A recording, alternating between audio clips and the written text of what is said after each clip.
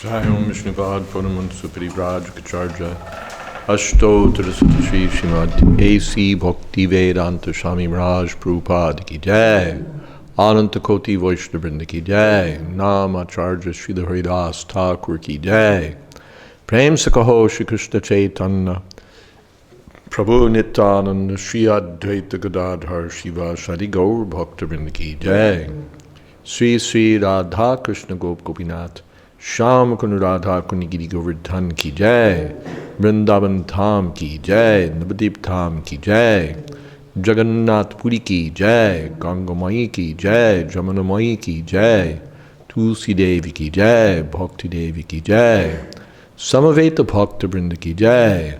All glories to the assembled devotees. All glories to the assembled devotees. All glories to the assembled devotees. Gaur Premanande. Remind me at the end, I want to ask you about one verse. 3:10?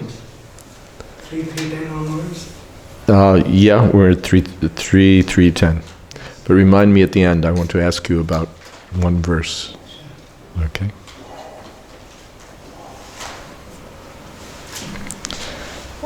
Om Jnana Timidandasya Gyananjana Shalakaya Chakshurun Militam Jena Tasmai Shri Gurave Namah Shri Chaitanya Manobhistam Sthapitam Jena Bhutale Swayam Rupa Kada Mahyam Dadati Shapadantikam. Most of the devotees are recovering from the feast yesterday? Yes, something like that, yes. Something like that. Kalamagada Shalvadin Anikai Rundhata Puram Ajighanhat Swayam Divyam Supum Sam Teja Adishat. Kalyavana, the king of Magadha, Bihar, right? And Shalva attacked the city of Mathura. But when the city was encircled by their soldiers, the Lord refrained from killing them personally, just to show the power of his own men. Purport. After the death of Kamsa, when Mathura was encircled by the soldiers of Kalyavana, Jarasandha and the soldiers of Kalyavana, Jarasandha and Shalva, the Lord seemingly fled from the city, and thus he is known as Ranchor, or one who fled from fighting.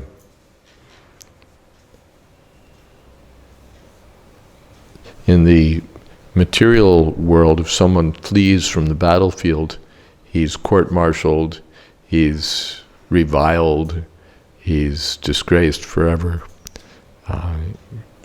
He's so many things. But when Krishna flees from the battlefield, we build him a temple. Ranchorai. Actually, the fact was that the Lord wanted to kill them through the agency of his own men, devotees like Muchukunda and Bhima.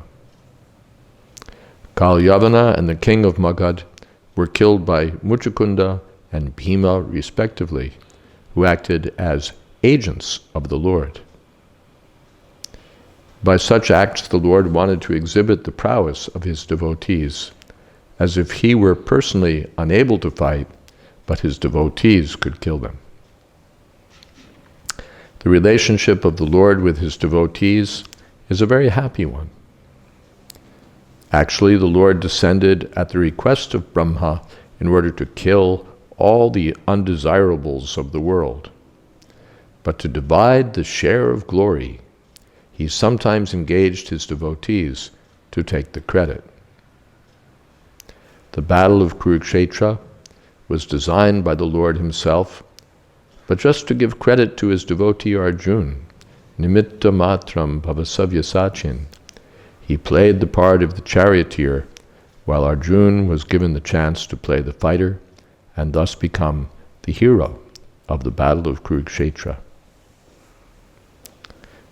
What he wants to do himself by his transcendental plans, he executes through his confidential devotees. That is the way of the Lord's mercy toward his pure, unalloyed devotees. So this is Krishna. He likes to see his devotees glorified. So he sometimes doesn't do the work himself. He deputes it to the devotee. You take the credit. This is the sweetness of Krishna.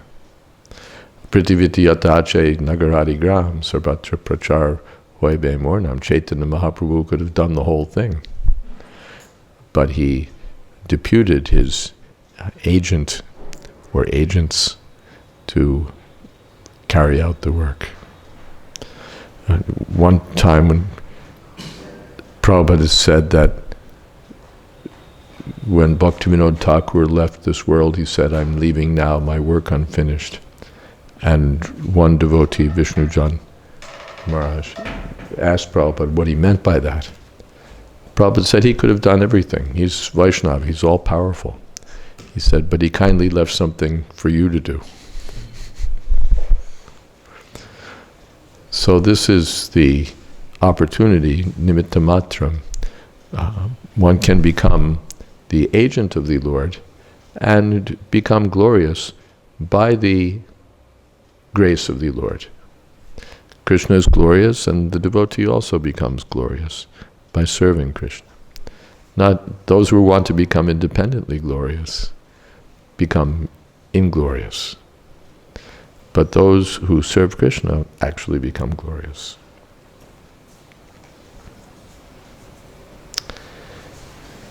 Shambharam dividambanam muram balvalam evacha anyams cha dantavakra adin abadhit kams chaghatayat. Of kings like Shambhara, Dvivida, Bana, Mura, Balvala, and many other demons such as Dantavakra, some he killed himself, and some he caused to be killed by others, Sri Baladev, etc. So this is a shortcut description. Out of Vrindavan, just as in Vrindavan Krishna killed so many demons, outside Vrindavan also there were so many demons. Some Krishna killed, some Balaram killed, some devotees killed. So in this way Krishna went about his work, vinashaya traduskritam. Atate bratra putranam pakshayo patitan rapan chachala bhu kurukshetram yesham apatatam balai. Then, O Vidura, the Lord caused all the kings, both the enemies and those on the side of your fighting nephews, to be killed in the battle of Kurukshetra. All those kings were so great and strong that the earth seemed to shake as they traversed the war field. So, Prabhupada said that this was Krishna's plan. Rather than knock them off a few at a time, he assembled them all at Kurukshetra and had them killed, as Prabhupada said, wholesale.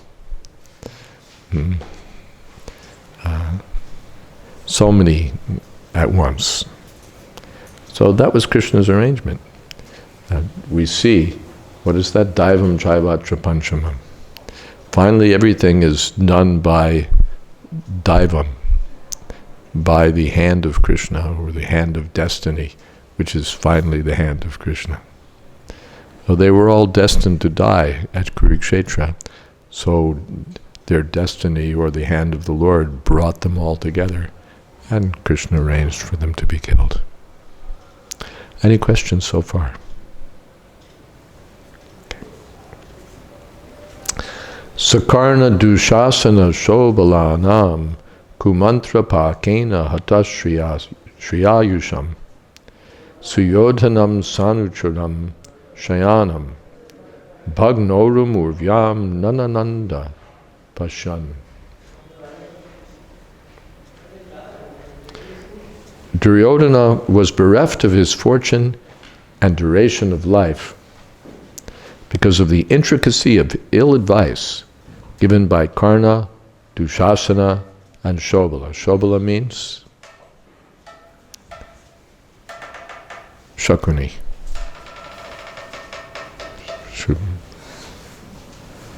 When he lay on the ground with his followers, his thighs broken, although he was powerful, the Lord was not happy to see the scene.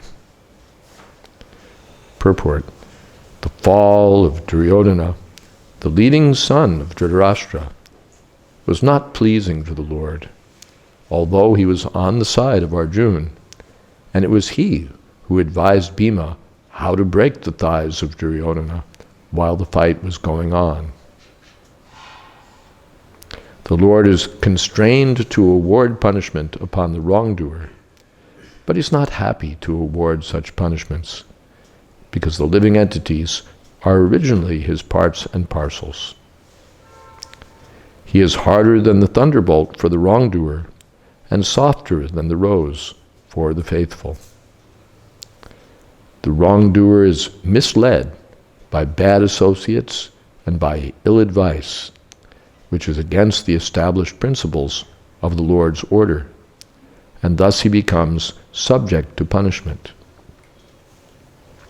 The surest path to happiness is to live by the principles laid down by the Lord, and not disobey his established laws, which are enacted in the Vedas and the Puranas for the forgetful living entities. Well, Krishna arranged to have Duryodhana killed, but he wasn't very happy about it. Krishna's not mean. He doesn't take pleasure in seeing the living entities suffering in this material world. And he tries to make all arrangements to deliver them, one way or another. So the Lord wasn't happy to see Duryodhana broken in this way, but it had to be done. Just like a judge, he may have to sentence his own relative to punishment. So he may not be very happy about it, but what can be done? Sometimes it's necessary. Yeah.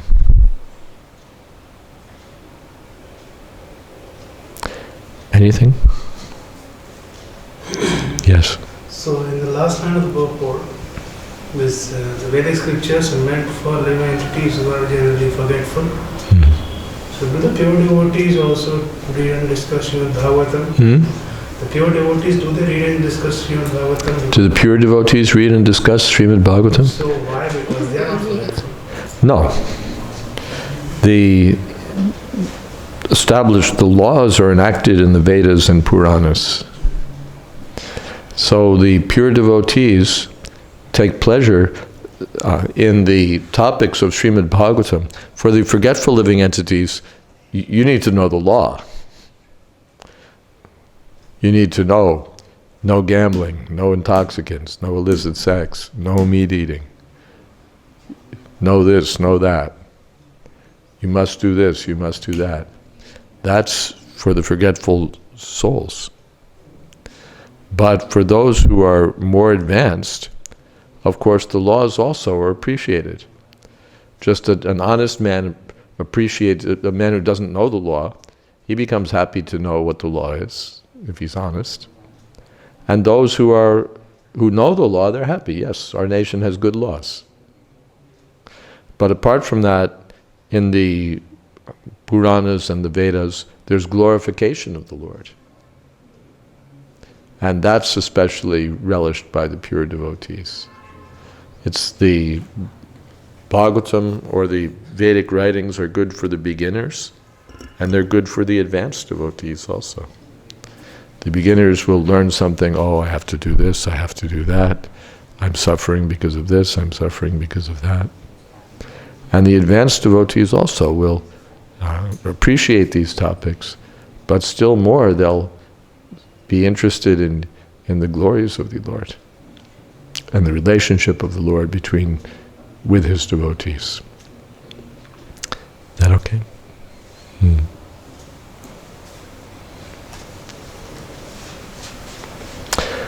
Kiyan bhuvo yam shipatoru bharo yadrona bij marjana bhima mulai ashtadasha ksho hiniko badangshire aste balam durvishaham yadunam. After the end of the battle of Kurukshetra, the Lord said, "The abatement of the earth's great burden, 18 Akshohinis, has now been effected with the help of Drona, Bhishma, Arjun, and Bhima." So the fighters on both sides have reduced the burden of the earth. It's described just as one thorn takes out another thorn, that's done. Or just as the bamboos rubbing together creates a fire, and then all the bamboos are destroyed. So the fighters on the both sides knocked down these 18 Akoinis. But what is this? There is still the great strength of the Jadu dynasty, born of myself, which may be a more unbearable burden. Purport. It's a wrong theory that due to an increase in population, the world becomes overburdened, and therefore there are wars and other annihilating processes. This is Malthus, the economist, right? His theory. The earth is never overburdened. The heaviest mountains and oceans on the face of the earth hold more living entities than there are human beings, and they're not overburdened. If a census were taken of all the living beings on the surface of the earth, certainly it would be found that the number of humans is not even 5% of the total number of living beings. If the birth rate of human beings is increasing, then the birth rate of other living beings is increasing proportionately. The birth rate of lower animals, beasts, aquatics, birds, etc., is far greater than that of human beings. There's an adequate arrangement for food for all the living beings all over the earth by the order of the Supreme Lord. And He can arrange more and more if there's actually a disproportionate increase of living beings. Therefore, there's no question of an increase in population causing a burden. The earth became overburdened due to dharmaglani, or irregular discharge of the Lord's desire. The Lord appeared on the earth to curb the increase in miscreants, and not the increase in population, as wrongly put forward by the mundane economist. Yeah, so that's Prabhupada's take on things, that it's not there's an overpopulation of the world, but an overpopulation of miscreants. They're the ones who burden the earth. They're the ones, prabhavanti ugra karmanaha, kshayaya jagato hitaha. They create nasty activities, Prabhupada said pungent activities, that bring about destruction and suffering in the world. Prabhavanti ugra karmanaha, kshayaya jagato hitaha. Too many of those, even a small number of those, can create such a burden on the earth. But otherwise, simply living beings, or human beings, they're not such a burden. But the burden of demons is unbearable. When Lord Krishna appeared, there had been a sufficient increase in miscreants who had violated the desire of the Lord. The material creation is meant for fulfilling the desire of the Lord. And His desire is that the conditioned souls who are unfit to enter into the kingdom of God have a chance to improve their conditions for entering. The entire process of cosmic arrangement is intended just to give a chance to the conditioned souls to enter the kingdom of God and there's an adequate arrangement for their maintenance by the nature of the Lord. Therefore, although there may be a great increase in population on the surface of the earth, if the people are exactly in line with God consciousness and are not miscreants, such a burden on the earth is a source of pleasure for her. There are two kinds of burdens. There's the burden of the beast and the burden of love. The burden of the beast is unbearable, but the burden of love is a source of pleasure. Srila Vishwanath Chakravarti describes the burden of love very practically. He says that the burden of the husband on the young wife, the burden of the child on the lap of the mother, and the burden of wealth on the businessman, although actually burdens from the viewpoint of heaviness, are sources of pleasure. And in the absence of such burdensome objects, one may feel the burden of separation, which is heavier to bear than the actual burden of love. When Lord Krishna referred to the burden of the Yadu dynasty on the earth, he referred to something different than the burden of the beast. The large numbers of family members born of Lord Krishna counted to some millions, and were certainly a great increase in the population of the earth. But because all of them were expansions of the Lord himself, by his transcendental plenary expansions, they were a source of great pleasure for the earth.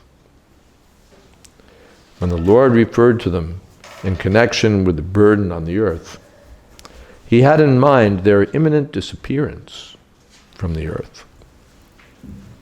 All the members of the family of Lord Krishna were incarnations of different demigods, and they were to disappear from the surface of the earth along with the Lord.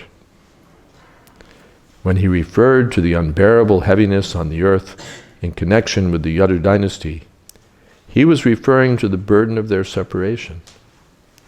Srila Jiva Goswami confirms this inference.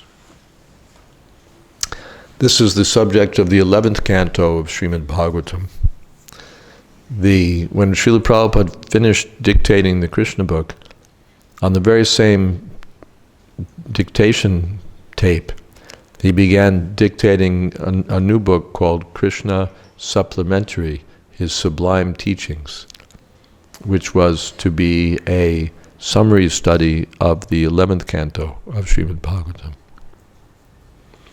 Due to circumstances, he only did that beginning and never continued with the book. But there he explained something about this topic of the disappearance of the Yadu dynasty. The Yadu dynasty was a burden. There was a problem that Krishna's disappearing, and what about this Yadu dynasty? In the absence of Krishna, they could be a burden. They could. Who could discipline them? Who could cut them down? Who could defeat them? No one. Because they're all the Lord's own family members. And they might become puffed up with pride or false prestige. So Krishna was thinking that now we've gotten rid of all of these kings, but now still the Yadu dynasty is present. They have to go also. Also, the Lord is ending the drama of his pastimes on earth. So when the drama ends, everyone has to go, all the players. Various demigods had come and taken roles in Krishna's pastimes. Now it was time for them to return to their natural position, or for the plenary portions of these demigods who'd appeared as the Yadus to merge back into the demigods from whom they'd emanated. Also, Krishna didn't want to have family members around so that their descendants could become puffed up. Just as we have, in our experience, people who are born to a wealthy family or an aristocratic family, and they think they're the greatest thing since rice, dal, and chapatis, because they're the son of such and such. In Mayapur, we have the Nityananda Vamsa, the so-called descendants of Lord Nityananda. And they've made propaganda that only if you're in the Nityananda Vamsa are you fit to render devotional service in the line of Chaitanya Mahaprabhu. So Krishna didn't want to leave behind any yadus. Although there is a community in North India called the Yadu community, right? They're mostly, am I right? Yes, Yadu community. They're mostly agriculturalists, cow herders, Vaishyas. And they consider that there's some sort of connection with the Yadu dynasty. So that's nice. They think in terms of a connection with the Lord.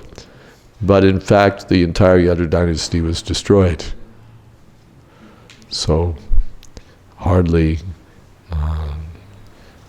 so there's no scope for descendants and family members of the Lord surviving as the Yadu dynasty members. Right? Am I right about that Yadu community? It's from the Yadavas. Yadavas, right. Yadav community.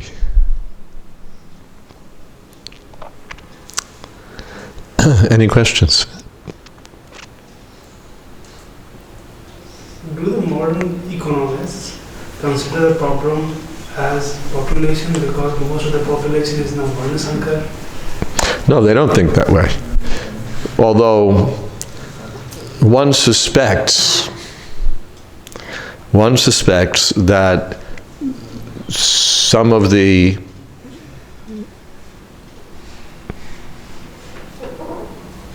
powerful individuals and organizations making propaganda for limiting the population are interested in limiting certain populations. Certain racial segments of the population. One suspects that. One suspects that. But they'll never come out and say that. They'll never come out and say there's too many Indians, or there's too many black people, or they'll say something else. But one suspects that they have an interest in limiting certain segments of the population. That apart, their general idea is that there's just too many people. In India, we had that Sanjay Gandhi, who instituted all sorts of demonic measures for trying to limit the population. So, just there's too many people. Our take is that there's too many people like him.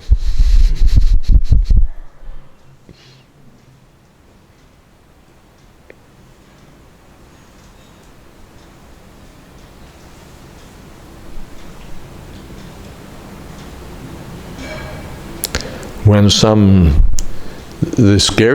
there's scarcity, it's especially so often found that it's due to hoarding and due to manipulation.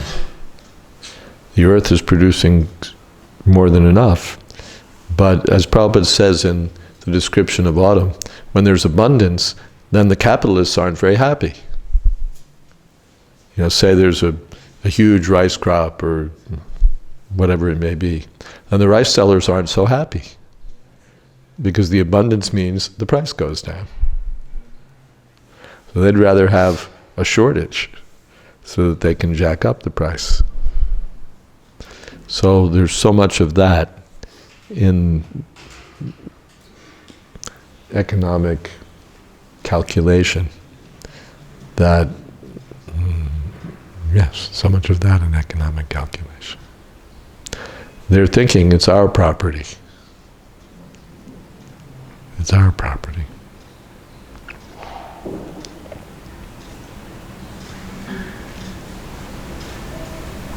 Hi shavashamidam sarvam yatkim cha jagajam jagat tena chaktena bhunjita magradakash svidhanam. If we live according to this principle, then there's enough.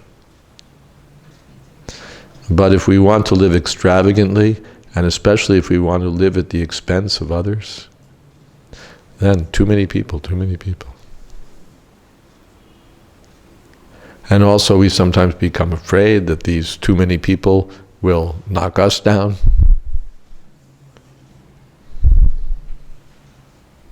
And so they had that, and of course that's not directly a population issue, but like in China or Russia, killing the intellectuals because they pose a threat to the administration. Anyone with a brain would want you out. So these are some of the concerns of the demons.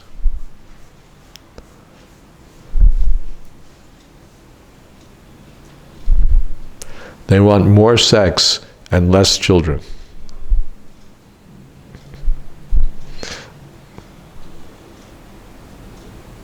This is their program. More sex and fewer children. Hare Krishna.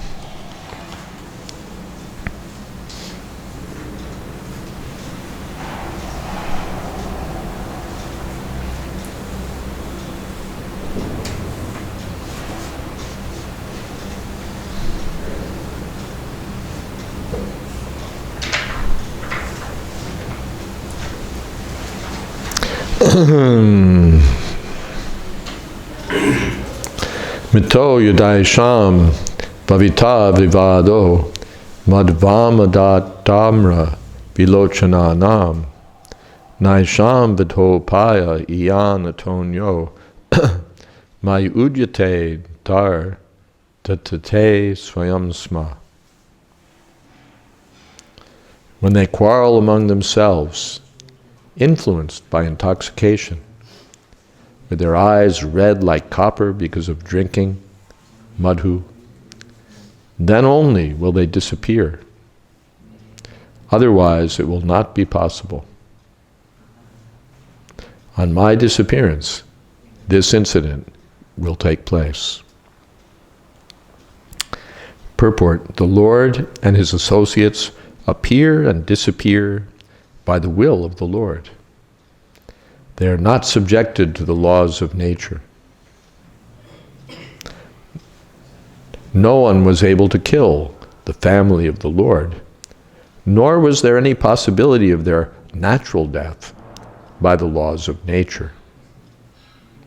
The only means, therefore, for their disappearance was the make-show of a fight amongst themselves, as if brawling in intoxication due to drinking. That so-called fighting would also take place by the will of the Lord. Otherwise, there would be no cause for their fighting. Just as Arjuna was made to be illusioned by family affection, and thus the Bhagavad Gita was spoken, so the Yadu dynasty was made to be intoxicated by the will of the Lord, and nothing more. The devotees and associates of the Lord are completely surrendered souls. Thus they are transcendental instruments in the hands of the Lord and can be used in any way the Lord desires. The pure devotees also enjoy such pastimes of the Lord because they want to see him happy.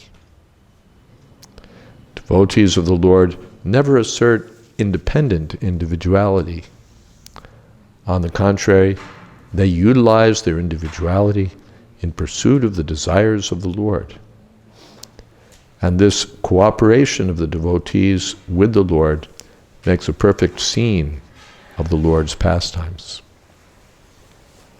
So there's some instructions here. One is the dangers of intoxication. By intoxication, people become crazy. By the mode of ignorance, illusion and madness develop. And intoxication brings about illusion and madness. So we find, for example, they'd say that most of the homicides, there's all these headlines about crazy gunmen and all of that, but most of the homicides are domestic. Most of the homicides are domestic. The husband kills the wife kills the husband. And so often, what is it? They're intoxicated, or one of them at least is intoxicated. They're drinking or taking some sort of drug, and then they become crazy. My wife is trying to do this, my wife is trying to do that. Or they become angry, and then they pick up some pipe and smash her. What have I done? I've killed my wife. Kamat krodho bijayate, krodhat bhavati sammohat smriti brim shamaha. Smriti brahmshad buddhinasho, buddhinashad pranashati. So by this intoxication, they buddhinashat pranashati. One loses his mind, loses his intelligence. And then we find this domestic violence,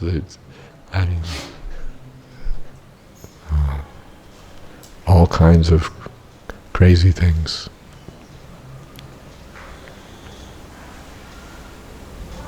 The intoxication is very dangerous. Very dangerous business.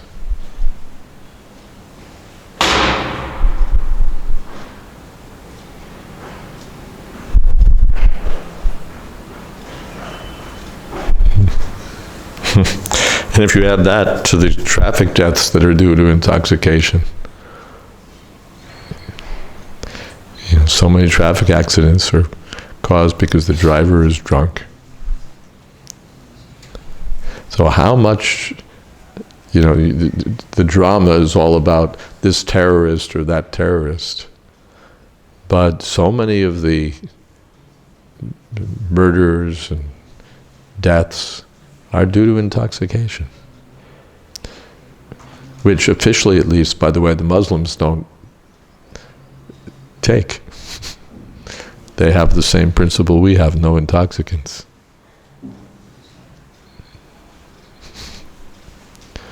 In Washington, they don't have that, they don't follow that principle.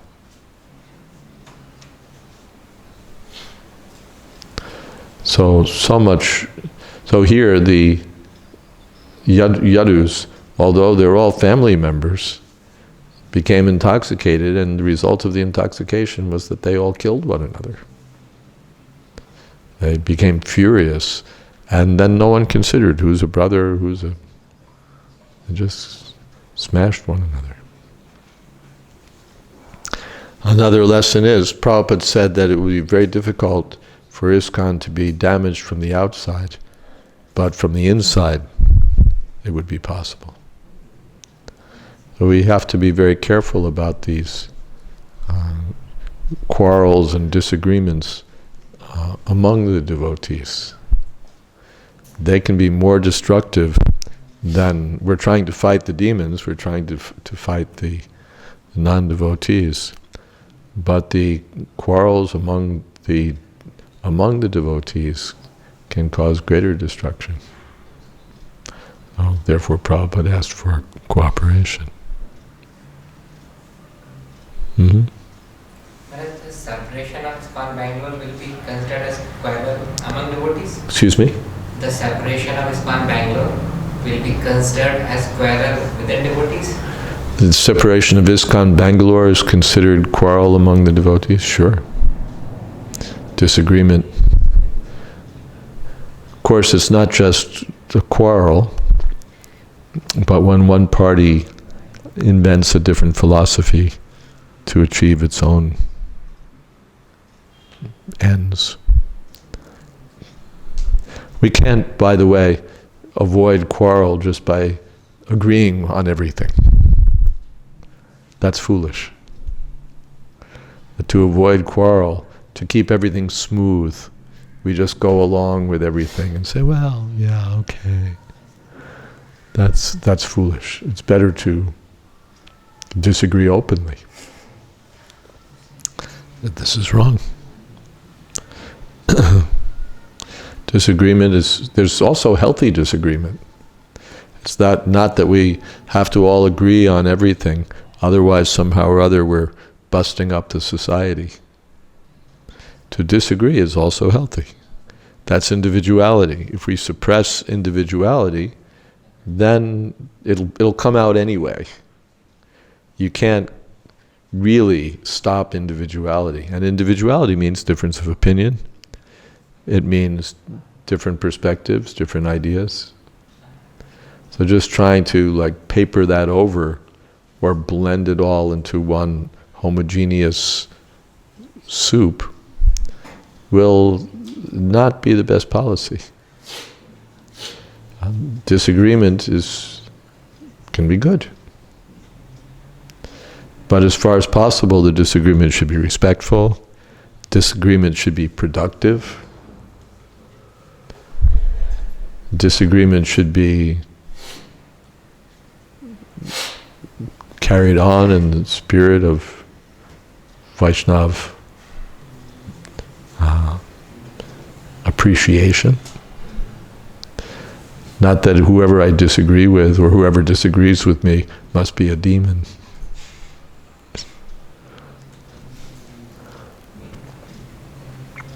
But we're entitled to disagree.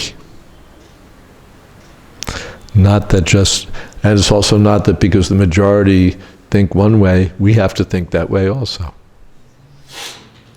Sometimes the minority is right. Sometimes the minority is right. Sometimes one person is right and everyone else is wrong. We can't just paint by the numbers. Of course, the minority can also be wrong too.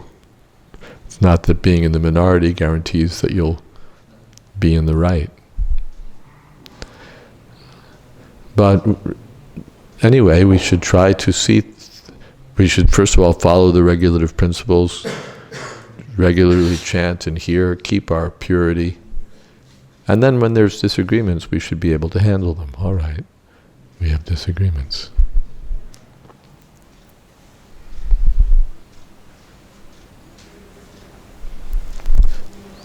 Is that all right? Regularly chant and hear means chanting means chanting japa. Yeah, we promise at initiation that we'll chant 16 rounds. We have to do that. Not that we chant 2 rounds or 4 rounds and fill up the rest of our time with thinking about all the bad things that all the people in ISKCON are doing, and then we get on our computers and fire up our fingers to tell the truth to the world. This one this, and this one that, and this one this, and that one that. First thing is, we should be following the 4 regulative principles, chanting 16 rounds a day, getting up early in the morning, attending the kirtan, attending the class. All of these teachings for pure consciousness, we should be following. The Pancharatriki Vidhi is meant for purification of consciousness, the deity worship, and the preaching also. So if we're engaged in a pure way of life, pure activities, then when we have a disagreement or when we have a different point of view, we should be able to handle the matter in a Krishna conscious way. Otherwise, without Krishna consciousness, it becomes messy.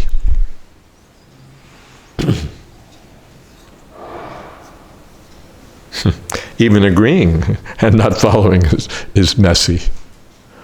You know, we get along, I scratch your back and you scratch mine, but I don't follow. And I make a show of being a nice devotee, a cooperative devotee, a useful devotee, but I don't follow. That also isn't good. How long can that last? I have to follow.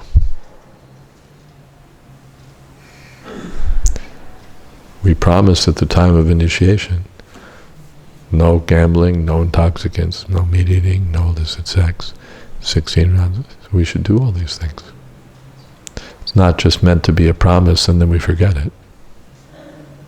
We have to follow. Anything else? Okay.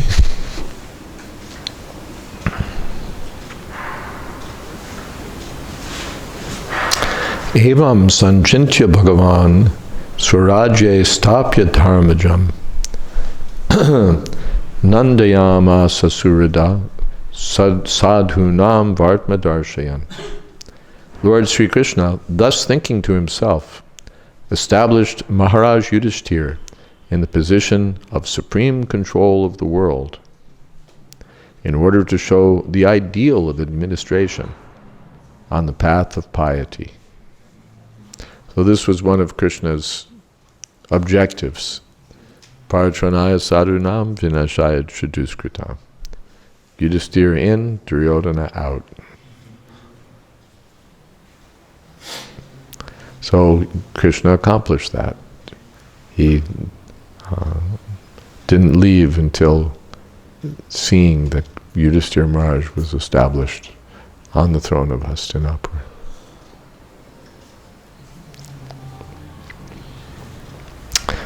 Uttarayam Dritapuror Vanshasad Manyuna Savai Dronyastra Samplushta Punar Bhagavata Dritaha.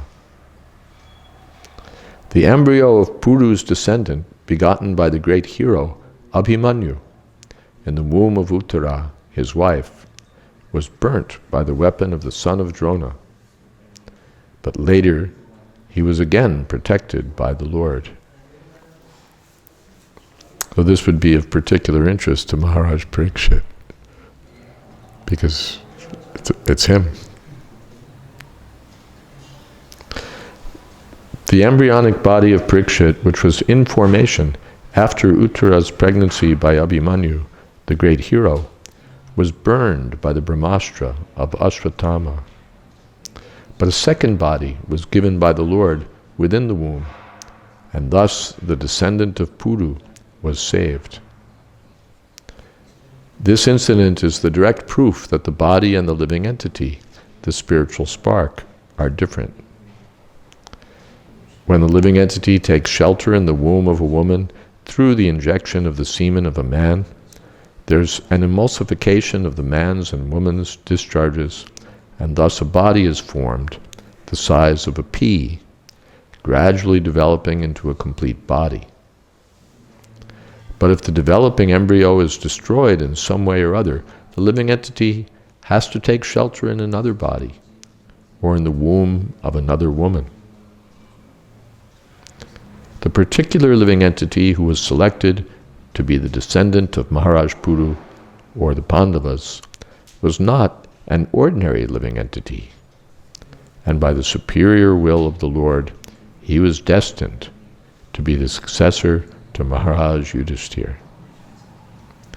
Therefore, when Ashvatthama destroyed the embryo of Maharaj Parikshit, the Lord, by his own internal potency, entered into the womb of Uttara by his plenary portion, just to give audience to the would-be Maharaj Parikshit, who was in great danger. By his appearance within the womb, the Lord encouraged the child and gave him complete protection in a new body by his omnipotency. By his power of omnipresence, he was present both inside and outside of Uttara and other members of the Pandava family. Alaksha sarvabhutanam antarbahir avastitam. Kunti Devi prayed that you're inside and outside. So the Lord was standing there by the side of the Pandavas, and at the same time he was within the womb of Uttara protecting the child. Yes. The plan of the Lord can't be thwarted. So Parikshit is meant to be the king of the world. So the Lord arranged it, even by giving him a second body.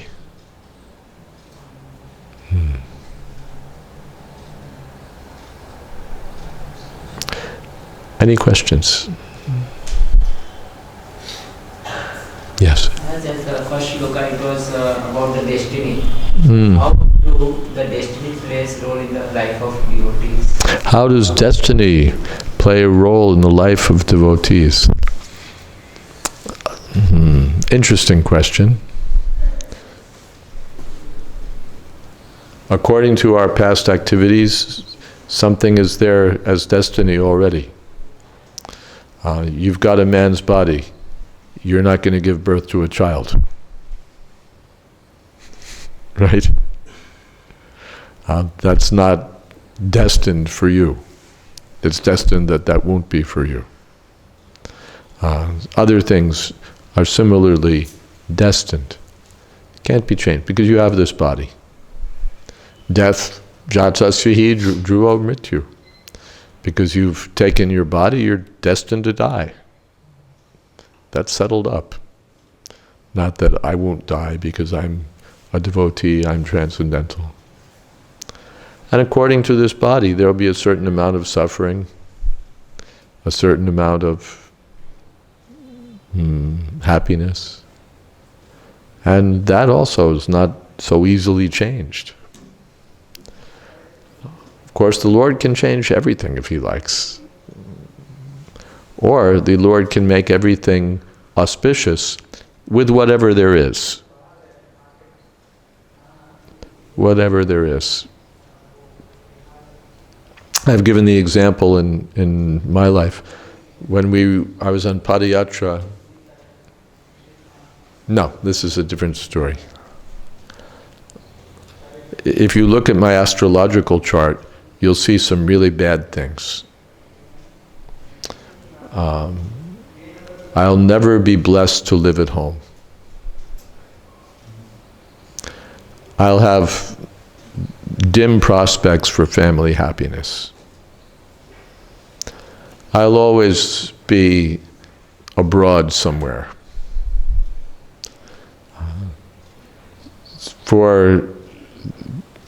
This is very inauspicious. Very inauspicious. You can't live at home, you'll have no family happiness. But when you come to Krishna consciousness, that's very good. You get to travel all over the world. No botheration of wife or family. So the inauspicious becomes auspicious by the grace of Krishna. Interrupted education, it's another blessing. That's also in my chart. You can't go forward for a degree. Good, what do I want a degree for? Prabhupada said, we just want a certificate from Krishna. This man has done some service.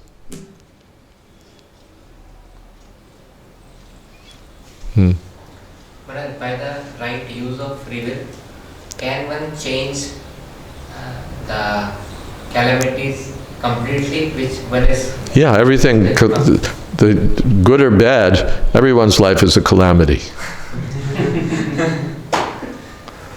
Right? Everyone's life is a calamity. He may become rich, he may become good-looking, or he may become educated. Finally, his life is a failure. It's a calamity. If he's not Krishna conscious. And if he's Krishna conscious, even calamity becomes very fortunate. Jatayu was killed by Ravana. He tried to stop Ravana from abducting Sita. He failed. Ravana cut off his wings. So it was a calamity. But because that calamity was suffered in the course of devotional service, Lord Ram himself performed the funeral ceremony for Jatayu. How his life became perfect. So even, or here the example is Vidura. He was insulted by Duryodhana that this traitor should be beaten and thrown out. He's always plotting against us. So that's how unfortunate is that. You've dedicated your life to Hastinapur and the crown prince insults you in this way and maybe even threatens your life. But it was the greatest fortune for Vidura because it got him free from all the palace politics and gave him the opportunity to meet Uddhava and Maitreya. So the calamity becomes fortunate for the devotee. Prabhupada gave the example that in the shares market, whether the price goes up or the price goes down, the intelligent person is happy. Because if it goes up, he reaps a profit. If it goes down, he buys cheap. So either way, it's good for him. So for the Krishna conscious person, Tulya, what is that? No.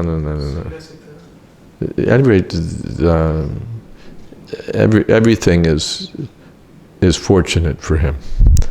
Tulya Nindat, there's so many Tulyas there. Where's that? The Samstutihi and Tulya Nindastutir Moni Santushta Yena Kenachit, like that. Anyway, there's many places. He's even.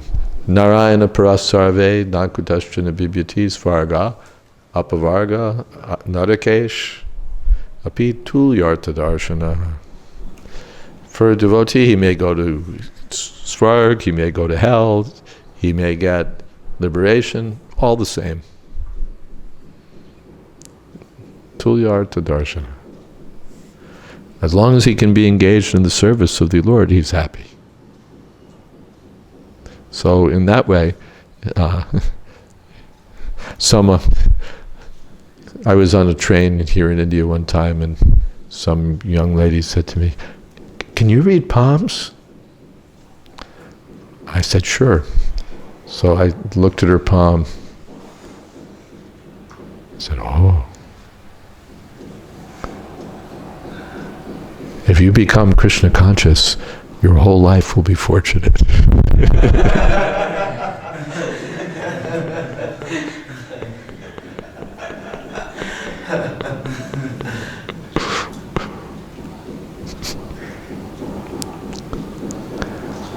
One time some astrologer told Giriraj Maharaj that he would leave Krishna consciousness. Giriraj Maharaj hadn't intended to consult him, but somehow or other, and then the man said, "Oh, it's written in that you'll leave Krishna consciousness."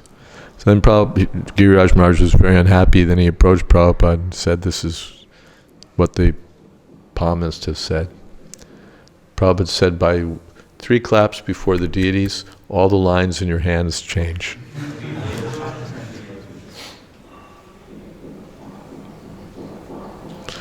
All right. Thank you. All glories to Srila Prabhupada.